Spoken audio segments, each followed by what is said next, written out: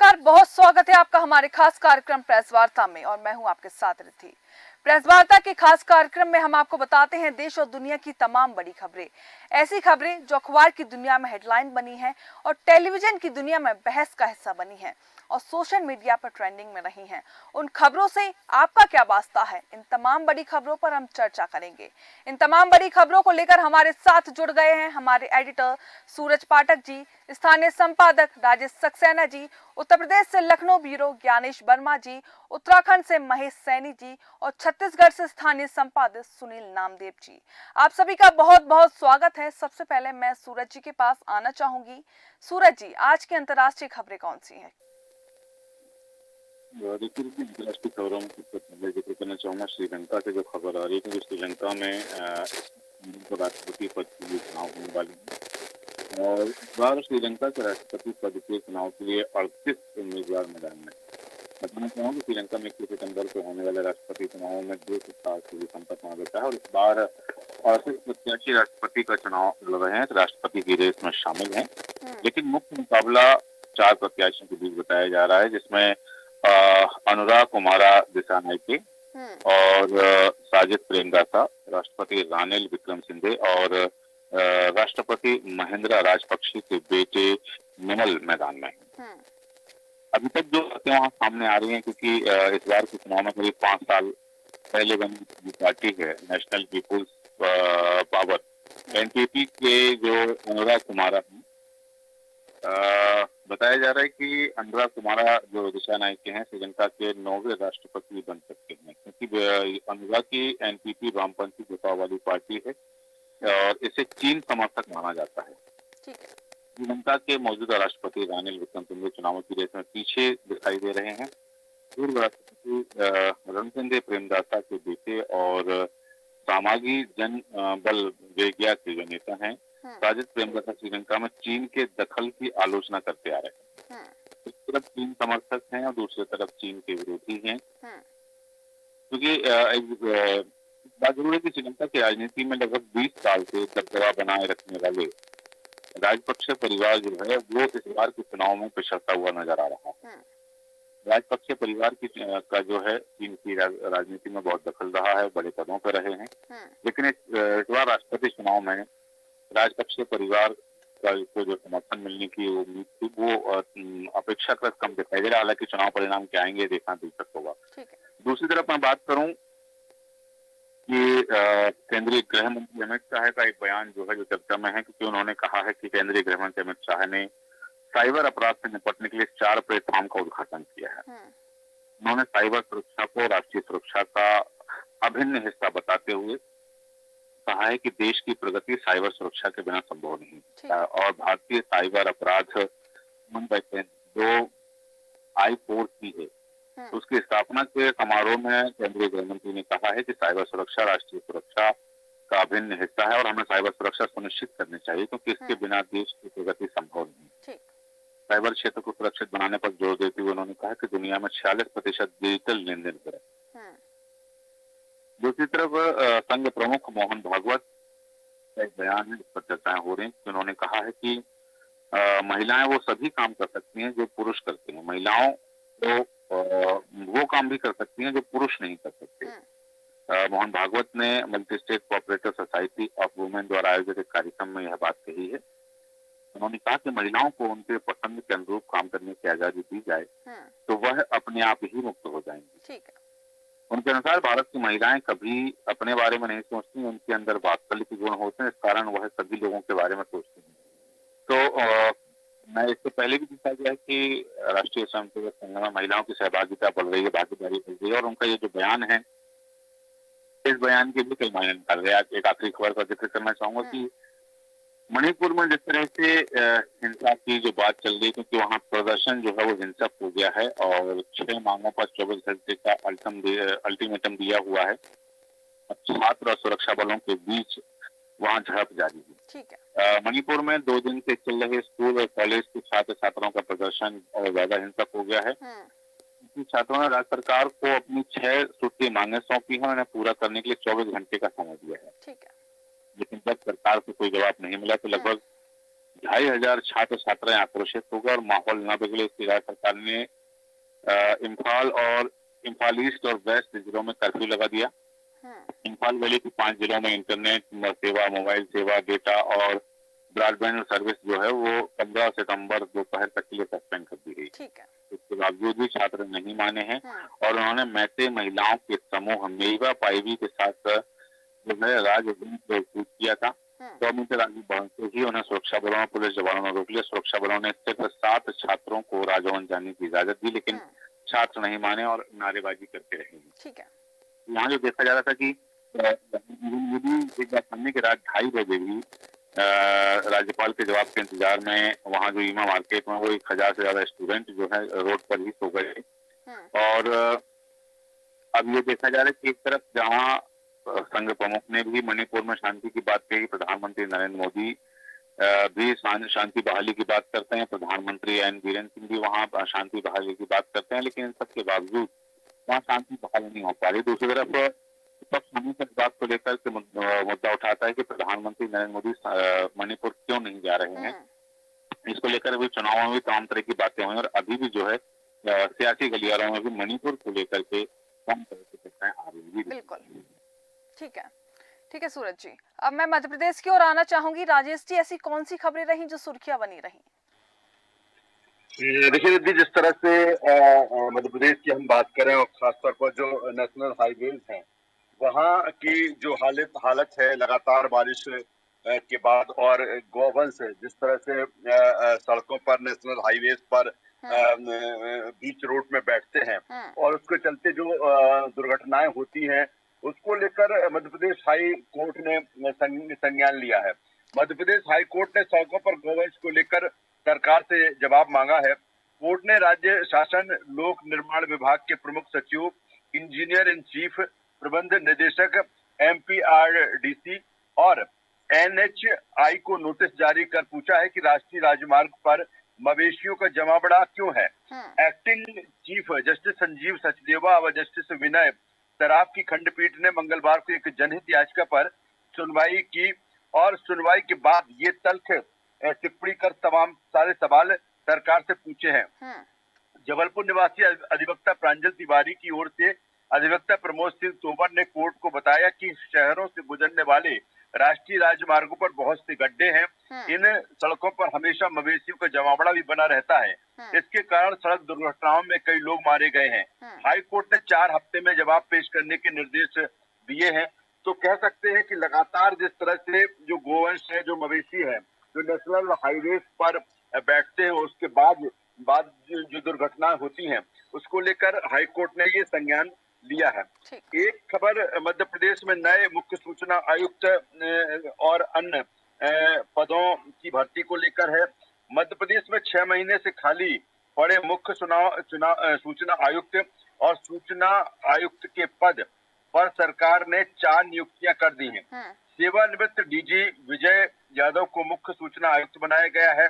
वहीं शिक्षाविद डॉक्टर उमाशंकर पचौरी, समाज सेवी डॉक्टर वंदना गांधी और सेवानिवृत्त जज ओमकार नाथ को सूचना आयुक्त नियुक्त किया है। डॉक्टर पचौरी और डॉक्टर गांधी RSS के सक्रिय समसेवक हैं। डॉक्टर पचौरी का नाता अखिल भारतीय विद्यार्थी परिषद से भी रहा है। राज्य सूचना आयोग में इन नियुक्तियों के लिए सीएम डॉक्टर मोहन यादव की अध्यक्षता में मंगलवार को चयन समिति की बैठक हुई। इसमें लोक स्वास्थ्य यांत्रिकी मंत्री संपत्ति उइके व नेता प्रतिपक्ष उमंग सिंगार भी शामिल हुए हैं। एक खबर जिस तरह से लगातार जो विवाद रहा है मंत्रियों के विरोध के बाद सरकार का फैसला, निगम व मंडलों से अब IAS जो है उनको हटाया जाएगा। निगम मंडलों के अध्यक्ष के प्रभार को लेकर विभागीय मंत्री और प्रमुख सचिव को लेकर चल रहा विवाद खत्म हो गया है। मुख्यमंत्री डॉक्टर मोहन यादव ने मंगलवार को कैबिनेट बैठक से पहले मंत्रियों से अनौपचारिक चर्चा के दौरान निगम मंडलों के अध्यक्षों के अधिकार संबंधित विभाग के मंत्री को ही सौंपे जाने की घोषणा की है। इसके बाद सामान्य प्रशासन विभाग ने जिन निगम मंडलों में अध्यक्ष का प्रभार अपर मुख्य सचिव और प्रमुख सचिव ने लिया था उनका कार्यभार मंत्री को सौंपे जाने के आदेश जारी कर दिए हैं। निगम मंडलों में अध्यक्ष के प्रभार को लेकर मंत्रियों और IAS के बीच विवाद गहरा गया था। 1 दर्जन से ज्यादा मंत्रियों ने CM से चर्चा कर सभी विभागों में अध्यक्ष का प्रभार समान नीति के अनुसार विभागीय मंत्री को दिए जाने के निर्देश देने का आग्रह किया था। पंचायत और ग्रामीण विकास मंत्री प्रहलाद पटेल, खाद्य नागरिक आपूर्ति मंत्री गोविंद सिंह राजपूत और पर्यटन विकास मंत्री धर्मेंद्र सिंह लोधी खुलकर मैदान में आ गए थे और इसी के बाद सरकार ने ये फैसला लिया है। एक खबर जिस तरह से कल मंगलवार को कैबिनेट की बैठक हुई थी, उसमें एक अहम फैसला लिया गया कि समर्थन मूल्य पर जो सोयाबीन की खरीदी है अब वो होगी और इसका जो समर्थन मूल्य रखा गया है वो 4,892 रुपए रखा गया है। मध्य प्रदेश सरकार सोयाबीन की खरीदी समर्थन मूल्य पर करेगी। मंगलवार को कैबिनेट बैठक में सीएम डॉक्टर मोहन यादव ने सोयाबीन के समर्थन मूल्य पर खरीदी के लेकर जो प्रस्ताव था उसको मंजूरी दी है। मौजूदा वित्तीय वर्ष 2024-25 के लिए सोयाबीन का समर्थन मूल्य 4,892 रुपए रखा गया है। एक खबर मौसम से जुड़ी हुई है। जिस तरह से मध्य प्रदेश में लगातार बारिश हो रही है और आज कई जिलों में रेड अलर्ट जारी किया गया है। भोपाल सहित प्रदेश में ज्यादातर हिस्सों में मंगलवार को तेज बारिश हुई।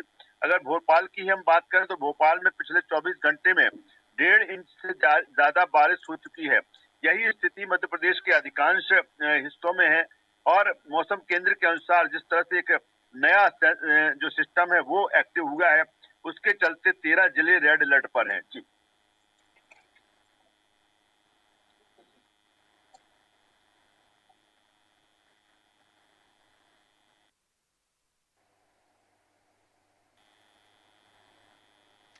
ज्ञानेश जी, ऐसी कौन सी खबरें हैं जो सुर्खियां बनी रही? आपको मेरी आवाज आ रही है? हाँ रिद्धि, आपकी आवाज हम तक पहुंच रही है। मैं बताऊंगा कि उत्तर प्रदेश में ब्यूरोक्रेट से दो बड़ी खबरें हैं जिस पर आपका रुख मैं करना चाहूंगा कि उत्तर प्रदेश में जो 17 आईपीएस है उन अधिकारियों का तबादला कर दिया गया और आईपीएस सलभ माथुर को आईजी स्थापना लखनऊ बनाया गया। वहीं आईपीएस प्रभाकर चौधरी को आईजी अलीगढ़ रेंज बनाए गए और आईपीएस राजेश एसएसपी शाहजहांपुर बनाए गए। आईपीएस सुधा सिंह एसएसपी झांसी बनाई गई। तो इस तरीके से रिद्धि 17 आईपीएस का शासन ने ट्रांसफर कर दिया और उनके कार्य क्षेत्र में फेरबदल किया। वहीं मैं बात करना चाहूंगा कि एक एडीजी जोन मेरठ ने एसएसपी बुलंदशहर को एक पत्र लिखा है। जो पत्र सोशल मीडिया पर वायरल हो रहा है और वो पत्र है शहर में चोरी की गाड़ियों को कटने को लेकर पत्र लिखा गया है। पुलिस कर्मियों की संलिप्तता पर भी एडीजी डीके ठाकुर ने बड़ा प्रश्न खड़ा किया। उन्होंने सवाल उठाया और पुलिस कर्मियों की मिलीभगत से या लापरवाही से चोरी की कारों की हो रही है घटना। यह कहना है उन्होंने अपने एक पत्र में लिखा है जो कि आए दिन शिकायतें आ रही थी। थाने से महज 300 मीटर की दूरी पर गाड़ियां काटी जा रही और एडीजी का जो उक्त पत्र है वो सोशल मीडिया पर वायरल हो रहा है। वहीं मैं रिद्धि बात करना चाहूंगा कि उत्तर प्रदेश सरकार के जो योगी सरकार के मंत्रिमंडल की कल 12 सितंबर को एक बैठक होनी है और 12 अगस्त को 4:30 बजे मंत्री परिषद की बैठक मुख्यमंत्री आवास पर होगी और विभिन्न विभागों के महत्वपूर्ण मुद्दों पर मुहर लगनी है। वहीं मैं बात करूंगा कि उत्तर प्रदेश राज्य महिला आयोग की नामित उपाध्यक्ष अपर्णा यादव बुधवार को पदभार ग्रहण करेगी क्योंकि उनको जिम्मेदारी सौंपी गई थी और जिम्मेदारी मिलने के बाद में समाजवादी पार्टी के नेता शिवपाल यादव से वो मिले थे। तो अटकलें लगाई जा रही थी कि शायद अपर्णा यादव समाजवादी पार्टी से तो नहीं जोड़ने जा रहे, लेकिन ये सारी अटकलें दूर हो गई और वो जो है आज 11 बजे इंदिरा गांधी प्रतिष्ठान में पदभार ग्रहण करेंगे। वहीं मैं बात करूंगा कि उत्तर प्रदेश में जो 69,000 शिक्षक भर्ती के मामले को लेकर प्रियंका गांधी कांग्रेस नेता ने एक ट्वीट किया है। उन्होंने अपने ट्विटर में लिखा कि 69,000 शिक्षक भर्ती मामले पर भाजपा जैसा युवा और सामाजिक न्याय विरोधी रवैया अपनाया है वह हैरान करने वाला है और दोहरा खेल खेलकर आरक्षित और अनारक्षित दोनों श्रेणी के युवाओं पर सामाजिक, आर्थिक और मानसिक रूप से आघात किया जा रहा है। पहले भर्ती प्रक्रिया में आरक्षण घोटाला कर सैकड़ों दलित पिछड़े अभ्यर्थियों को हक मारा है और अब भी भाजपा की मंशा सामाजिक न्याय को लटकाने और भटकाने जैसी ही है। यह अन्याय बंद किया जाए, उन्होंने अपने ट्विटर पर ट्वीट किया है। मैं बात करूंगा अगली खबर की ओर कि बहुचर्चित सुल्तानपुर सराफा लूटकांड को लेकर जो कांग्रेस अध्यक्ष हैं अजय राय, उन्होंने एक पत्र लिखा है। जो उन्होंने महामहिम राज्यपाल को एक पत्र लिखा है कि सराफा लूटकांड के आरोपी मंगेश यादव की कथित एनकाउंटर में मौत हो गई और सारी परिस्थितियां एनकाउंटर के फर्जी होने की ओर इशारा कर रहे हैं। इस घटना की न्यायिक जांच कराने के लिए प्रदेश अध्यक्ष ने महामहिम राज्यपाल को एक पत्र लिखा। वहीं मैं बात करूंगा रिद्धि की राष्ट्रीय अध्यक्ष अखिलेश यादव ने जागरूकता जनता ने 2024 के लोकसभा चुनाव में समाजवादी पार्टी 37 सांसद विजयी बनाकर देश की तीसरी सबसे बड़ी पार्टी बन गई है और भाजपा का 400 पार का नारा हवा हवाई हो गया। भाजपा की अहंकारी राजनीति पर नियंत्रण लग गया है और 2027 के विधानसभा चुनाव में उत्तर प्रदेश से भाजपा का सफाया होने जा रहा है, क्योंकि आगामी उपचुनाव में ही भाजपा सभी सीटें हारने जा रही। और अखिलेश यादव ने यह भी कहा कि उन्होंने अपने सभागार समाजवादी पार्टी के राज्य मुख्यालय लखनऊ में राम मनोहर लोहिया सभागार में कार्यकर्ताओं को संबोधित कर रहे थे और उन्होंने कहा कि उत्तर प्रदेश में 2027 में जो समाजवादी पार्टी की सरकार बनने जा रही है और यह 2024 के लोकसभा चुनाव से ही सुनिश्चित हो चुका है। भाजपा की गलत नीतियों के कारण उत्तर प्रदेश विकास के क्षेत्र में बहुत पीछे चला गया। तो उन्होंने जमकर सभागार में भारतीय जनता पार्टी पर वार किया। ठीक है, अब मैं देवभूमि की ओर आना चाहूंगी। महेशी, ऐसी कौन सी खबरें हैं जो सुर्खियां बनी रही?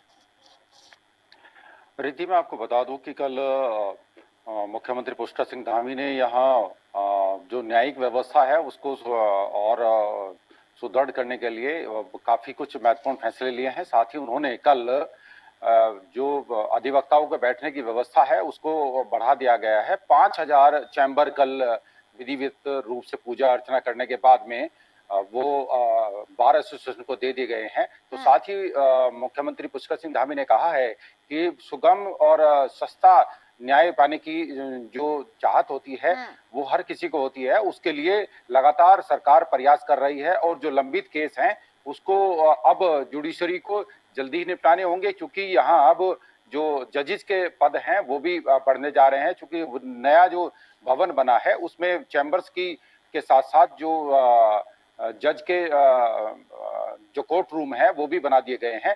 अब लगता है कि देहरादून जो प्रदेश की राजधानी है यहाँ पर न्याय सुगम हो जाएगा। साथ ही मैं आपको बता दूं कि आज मुख्यमंत्री पुष्कर सिंह धामी का कार्यक्रम लगभग 12 बजे वो दिल्ली में होंगे और उसके बाद वो जम्मू एंड कश्मीर जाएंगे। वहां पर वो जाकर के एक रोड शो करेंगे। रोड शो के साथ साथ एक प्रत्याशी के लिए नामांकन भी करेंगे। तो साथ ही आपको बता दूं कि केदारनाथ धाम की यात्रा करके देवप्रयाग के पास एक सोनप्रयाग के पास भूस्खलन होने से 8 यात्री उस मलबे में दब गए थे, जिसमें से 4 का शव निकाल दिया गया है। अभी तक 5 लोगों की संख्या हो गई है, 3 अभी घायल हैं। ये 8 लोग केदारनाथ धाम से वापस आ रहे थे बाबा केदार के दर्शन करके और बीच में ही भूस्खलन हो गया। उससे ये ऊर्जा निगम के पास पावर हाउस जो है, जो पहले से ही भूस्खलन जोन है, वहां पर यह घटना हुई है। एसडीआरएफ ने वो वहां पर सब निकाल दिए गए हैं। तो साथ ही मैं आपको बता दूं कि देवप्रयाग में एक बहुत बड़ा हादसा हुआ है। कार खाई में जाकर गिर गई है। 2 ट्रेनी अध्यापक अपनी ट्रेनिंग करके वापस आ रहे थे वो असंतुलन होने से वो वहां पर हिंडोला खाल एक जगह पड़ती है, वहां पर वो एक तरीके से श्रीनगर के पास पड़ती है, वहां पर वो अंतरित हो गए और खाई में जा गिरे। दोनों की मृत्यु हो गई है। साथ ही मैं आपको बता दूं कि कल जो मूसलाधार बारिश थी उस मूसलाधार बारिश में नाले और जो गदेड़े होते हैं वो उफान पर थे। जो देहरादून के पास ही एक रैनीफाल पड़ता है नाला, वहां पर बच्चे स्कूल की छुट्टी हो रही थी तो वो बच्चे अनियंत्रित हो गए और 2 बच्चे उसमें नाले में बह गए। बड़ी मशक्कत के बाद एसडीआरएफ की बड़ी मशक्कत के बाद दोनों बच्चों को सुरक्षित निकाल लिया गया है। रिद्धि, मैं आपको बता दूं कि ये जो बारिश है यमुनोत्री से लेकर के गंगोत्री, यमुनोत्री, केदारनाथ और बागेश्वर, चंपावत, इसने जो व्यवस्था एक तरीके से अस्त कर दी है। मसूरी में इसी का इम्पैक्ट ये हुआ कि 80 से ज्यादा पर्यटकों की कमी आ गई है और जो होटल व्यापारी हैं, रेस्टोरेंट है और जो टैक्सी हैं, वो लोग परेशान हैं कि अब उनका क्या होगा। अब वो इंतजार कर रहे हैं कि मानसून कब जाए और कब उनकी रोजी रोटी वापस। तो साथ ही आपको बता दूं कि कल 2 घटनाएं ऐसी हुई हैं। एक एलआईसी ऑफिस में सीबीआई का छापा पड़ा, वहां पर असिस्टेंट एग्जीक्यूटिव इंजीनियर उसको रिश्वत लेते पकड़ा गया। तो दूसरी घटना हुई है हरबरपुर के जो बिजली है, वहां पर जेई ने रिश्वत मांगी थी 15,000 की, जो विजिलेंस टीम ने उसको गिरफ्तार कर लिया है, रंगे हाथों पकड़ा है। तो ये 2 ऐसी रही हैं जिसमें रिश्वत का जो आप समझ सकते हैं पैरामीटर किस तरीके से बढ़ रहा है। तो आपको बता दें कि अब जो लगभग मानसून जाने वाला है, 4 दिन किया गया है में बागेश्वर और पिथौरागढ़ में जो अपना गढ़वाल मंडल है, गढ़वाल मंडल में चमोली, उत्तरकाशी और देहरादून, इसमें ऑरेंज अलर्ट जारी है। ठीक है। अतिवृष्टि की कहर से जो परेशानी आ रही है, पैदल मार्ग जो लगभग 6 से 7 मीटर हेमकुंड साहिब का बह गया है और जान जोखिम में डाल करके श्रद्धालु जो हैं वो दर्शन करने के लिए वहां पर पहुंच रहे हैं। ये बड़ी विचित्र परेशानियां है कि इसमें सरकार को इस पर विशेष ध्यान देना चाहिए कि लगातार श्रद्धालु या तो रोक दिए जाएं या तो फिर उनके लिए पैदल मार्ग पूरा कर दिया जाए। यात्रा मार्ग में इस यदि व्यवस्था को देखा जाए तो 20 लोगों की अभी तक मौत हो चुकी है और 20 लोग लापता हैं।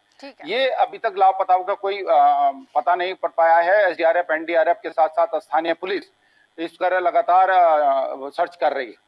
तो मैं आपको बता दूं कि जो प्रदेश के प्रधानाचार्यों की अभी तक नियुक्ति की बात है, 692 पदों पर होने वाली भर्ती स्थगित कर दी गई है।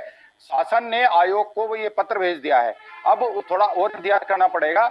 इसमें 50 साल से अधिक उम्र के जो शिक्षक है, प्रधानाचार्य पद के जो दावेदार हैं, वो इसमें अपनी योग्यता रखने वाले वो उनको अप्लाई करना था, लेकिन ये शासन को आयोग ने चिट्ठी भेज दी है।